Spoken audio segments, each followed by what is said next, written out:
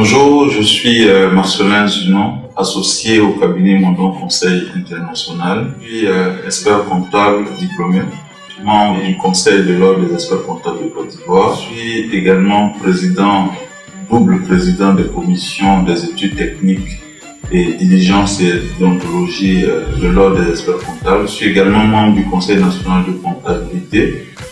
Et donc, à ces différents titres, j'ai eu à participer de façon très active dans la révision du CIS-QUADA.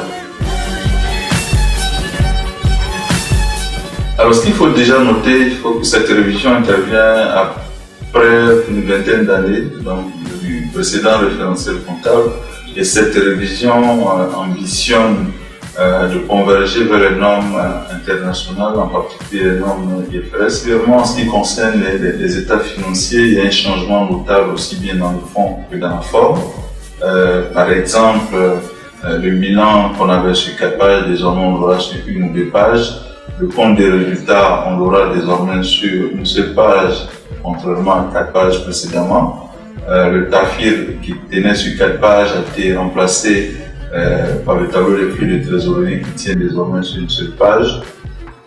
L'état annexé qui était rigide a été remplacé par des notes annexes. Avant la révision, nous avions 3 systèmes comptables en fonction donc de la taille des différentes entités. Désormais, nous sommes à 2 systèmes, donc le système normal et le système allégé, le système minimal de trésorerie. Le CIS-QUADA est révisé et entré en vigueur depuis le 1er janvier 2018 et les implications d'une non-conformité je peux les classer de 2 ordres. La première implication concerne le commissaire aux comptes.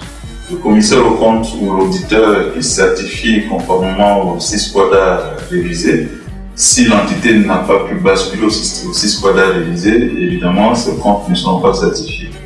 Deuxième conséquence que je vois, c'est sur le plan fiscal, parce que l'administration fiscale est appelée donc à faire des contrôles sur la base d'une comptabilité établie selon les dispositions légales et réglementées. Donc une non-conformité pourrait donc entraîner des pénalités, des redressements fiscaux qui peuvent être importants.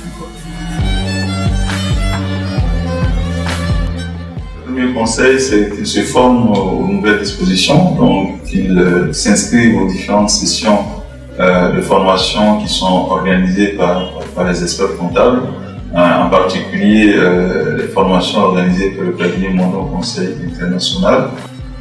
Deuxième conseil, c'est d'avoir recours au service des professionnels qualifiés, qui sont les experts comptables, qualifiés et autorisés, qui sont les experts comptables. Et troisième conseil, c'est d'avoir recours à des outils performants donc de génération automatisée donc des états financiers. Je conseillerais les yeux fermés l'application e-reporting qui a été développée par des experts en matière comptable, des experts en système d'information, et je peux conseiller cet outil. Alors cette solution présente 3 avantages. Premier avantage, c'est un outil de génération automatique des états financiers, donc qui intègre les formats des états financiers aussi bien prescrits par l'acte uniforme, le CIS-QUADA, et d'autre part qui intègre donc les développements qui sont faits au niveau de la Côte d'Ivoire pour produire une IAS fiscale qui est acceptée par l'administration fiscale. Deuxième avantage de cet outil, c'est un outil qui permet de faire des analyses financières, donc sur la base des principaux ratios financiers qui sont généralement admis. Et troisième avantage de cet outil, c'est un outil qui peut faire des audits. Sur la base donc des avantages de cet outil, c'est d'inviter l'ensemble des utilisateurs donc, des états financiers de se l'approprier.